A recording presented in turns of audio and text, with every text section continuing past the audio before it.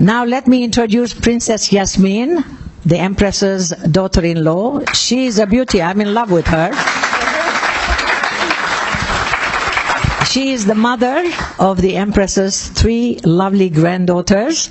She is a lawyer by profession, and she is also an activist on children's issues and rights as well. And here comes the gorgeous 3 grandchildren. Princess Noor, who graduated from Georgetown University. She works and lives in New York in commercial real estate investments and developments. She is also very active with humanitarian causes, and she works with an organization called Acumen. The next daughter is Iman. Iman is a graduate from Michigan University, and she is a digital media expert, and she's working for a special account for BMW. And here comes the youngest one, Farah, named after her grandma. Not only she is named after her grandma, but she has inherited the, let's say, the sports athletic talents of her grandma, because she loves to ride horses, ski, scuba dive, play lacrosse, and many, many other things. So now, ladies and gentlemen, here is the family, and they're going to each one say a few words to us. Thank you so much. Good evening, everyone. When we think of the word mother, what comes to mind? The gentle touch of a smiling face who unconditionally is there for you. The one who is, throughout your life, an element of support and stability. And yes, far too often, a source of inspiration. But what happens when you have to share this person with millions of people? My mother has been much more than one to myself and my siblings. She has been a mother to generations of Iranians. Even today, for tens of millions of young Iranians who never lived during her reign, she is perceived as a mother figure. Her legacy is now etched in stone. In this short time, all I can say is that despite all the hardship and tumultuous events and tragedies in her life, she has managed to maintain her strength, courage, and above all, her dignity.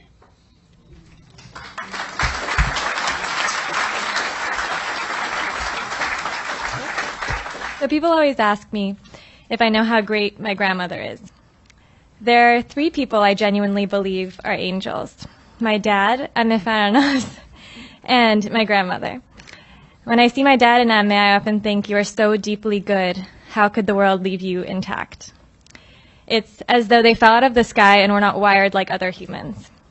Having angels like this in your family with not a manipulative or bad bone in their body is a recipe for anxiety and overprotectiveness. Luckily, I also have a 3rd and different kind of angel in my family, my grandmother. And she is a constant source of calm and peace. As her granddaughter, I've spent a lot of time with her and can thus recognize the signs that she is in fact superhuman. She is kind to all living things. She never kills bugs, only moves them, always concerned that we will scare them. When Iman and I were little, she would take us walking outside in her garden at her house in Greenwich. And we would visit all of the trees, hug them, thank them, respect them. This has stayed with me. It's a really useful skill, being able to draw strength from trees. My Mama Yaya is essential to who I am and who I hope to become. She is central to all my earliest memories, and she is the one force of consistency in my life, consistent joy, love, and inspiration. So to those who ask me if I know how great my grandmother is, I would say this. I definitely noticed, and I certainly understand the unique privilege it is to be shaped by someone so fundamentally pure, intelligent, kind, selfless, and wise. I don't know who I would be without her.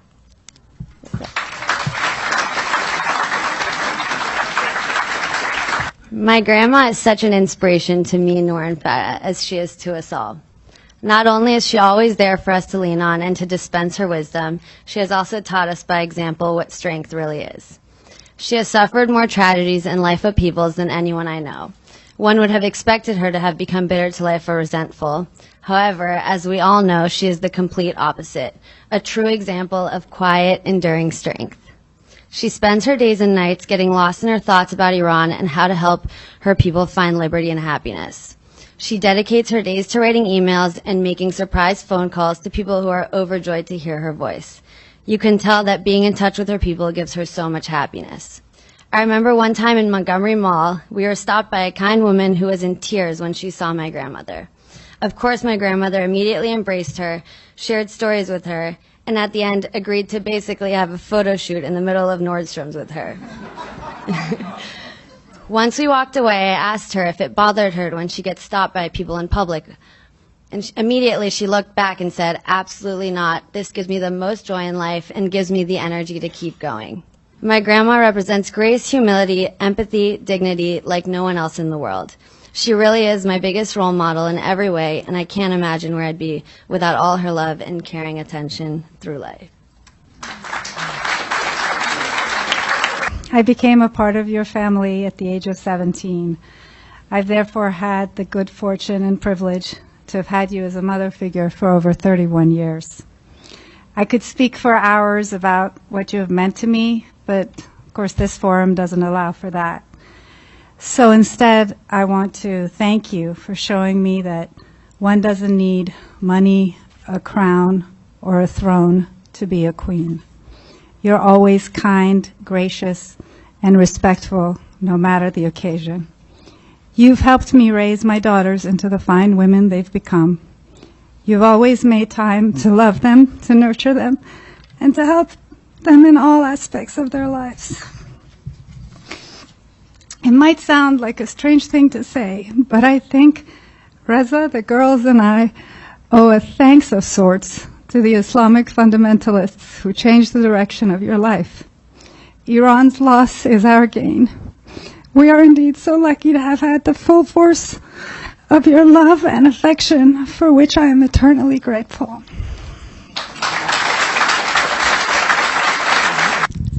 Reza, Yasmin, Noor, Iman, and Farah, your stories, your remarks were so moving, so from the bottom of your heart. Thank you very much for letting us into your lives and sharing with us your love and everything that you have learned from your grandma.